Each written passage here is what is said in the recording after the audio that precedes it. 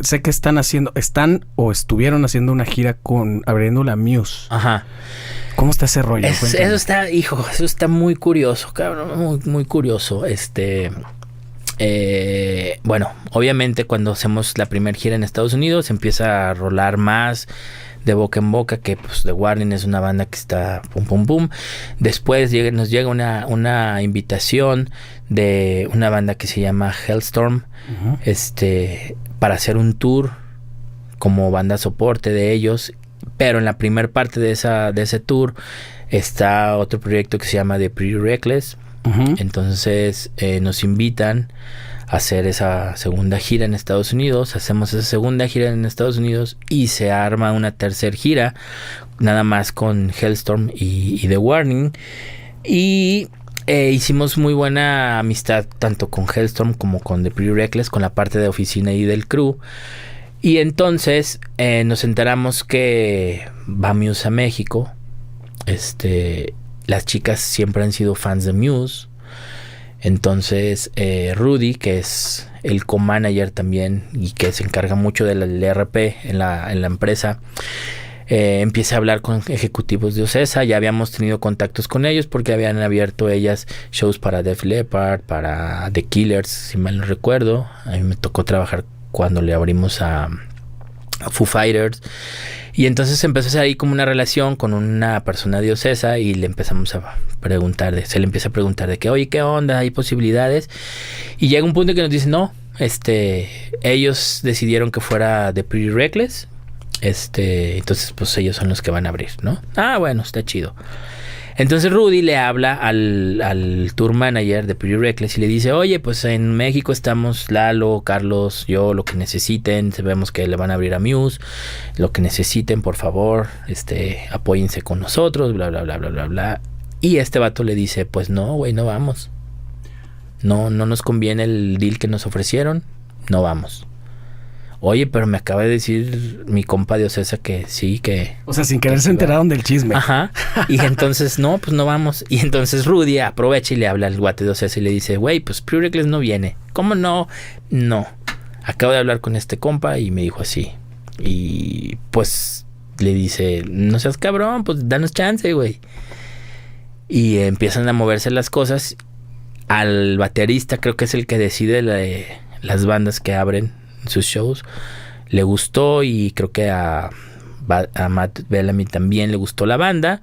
Son como que los últimos dos filtros, y dicen, va, les ofrecemos tanto por los 4 shows, Monterrey, Guadalajara y los 2 de Ciudad de México.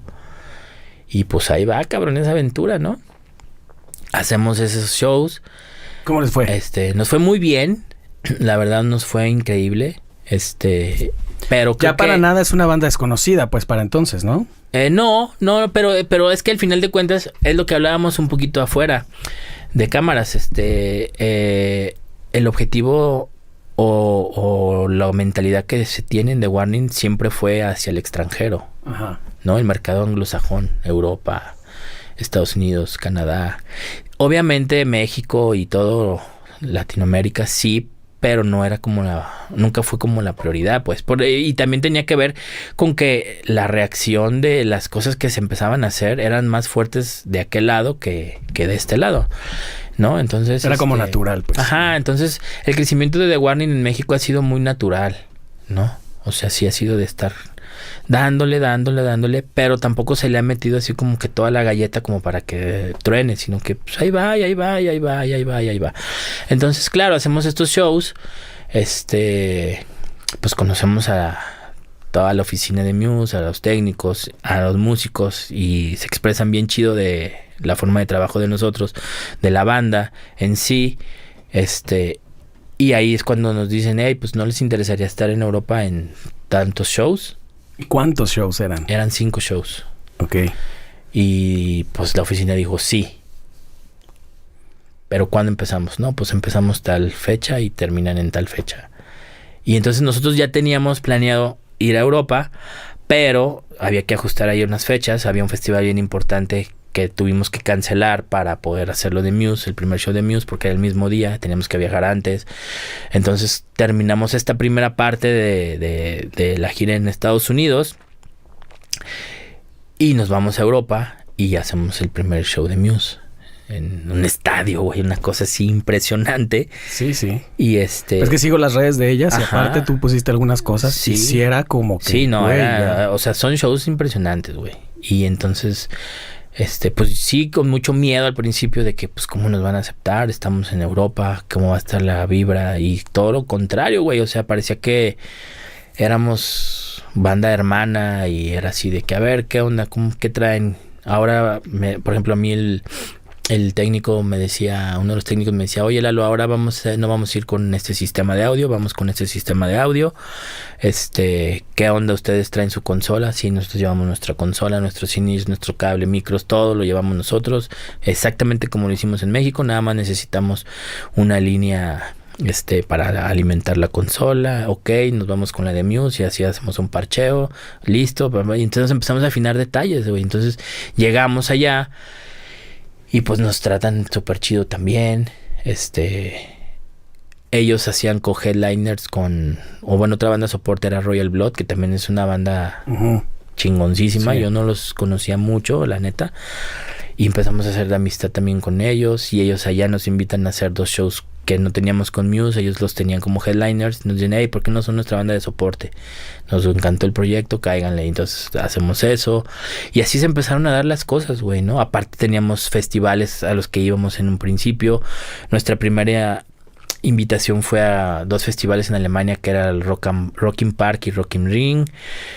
Íbamos a abrir los escenarios, ciertos escenarios. Estábamos bien temerosos porque decimos, güey, pues nadie nos va a conocer, nadie va a ir. Y fue todo lo contrario. O sea, las 2 veces había gente. Hacemos un show en Inglaterra y también chingo de gente. Luego vamos a un festival que se llama Download y también abriendo el escenario un chingo de gente. Entonces de repente dijimos, cámara, pues está más chido acá que en otros lados. O sea, ¿cómo es eso para un ingeniero? Ya sé que ya tenías muchas horas de vuelo, pero no, de repente no es como que, ay cabrón, ¿te cagas con ese rollo? Sí, no, fíjate. Sí, no. Con Muse sí, porque Muse maneja una tecnología bien cañona, güey. Entonces de repente pues sí era como adaptarte a eso, pero también no es nada, vamos, lo que he estado viviendo allá tampoco está alejado a lo que vivimos acá en producciones grandes, güey. Es lo que me contabas. Es muy similar, es prácticamente igual. Lo que pasa es que, claro, tienen cosas completamente diferentes que tienen que ver con una cuestión de recursos. Uh-huh. O sea, ya tienen los recursos. Porque hablábamos de esto hace rato. Es una industria. O sea, sí le apuestan. Y acá en México no tenemos tantos recursos.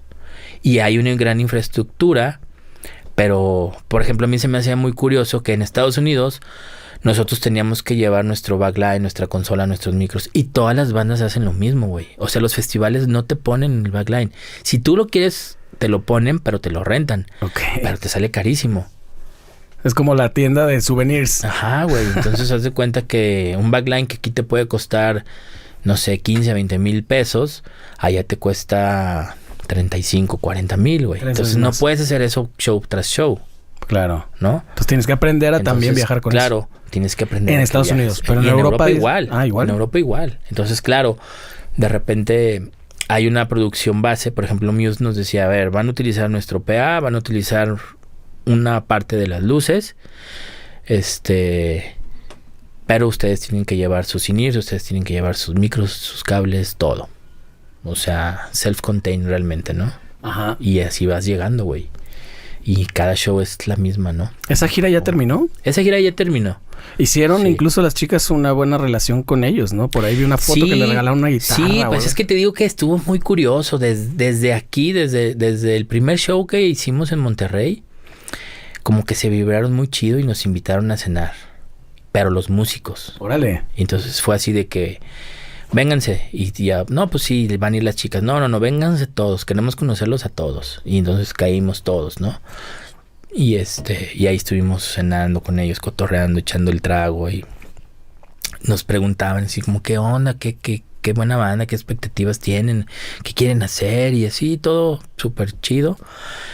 Y se empezó a hacer esa como medio amistad tanto con los técnicos como con los músicos. Obviamente ellas con los músicos, nosotros más con los técnicos. Y en Guadalajara también fueron a cenar, ahí ya nosotros no fuimos.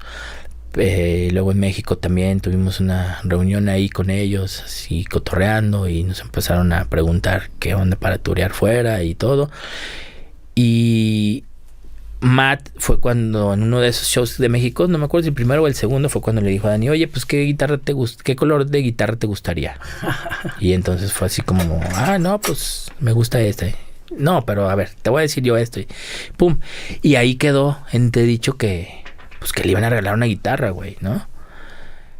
Pero llegó el último día en México y pues nunca llegó la guitarra ni nada. Y después nos enteramos que Muse está haciendo un documental y que la entrega de la guitarra se iba a hacer en Europa.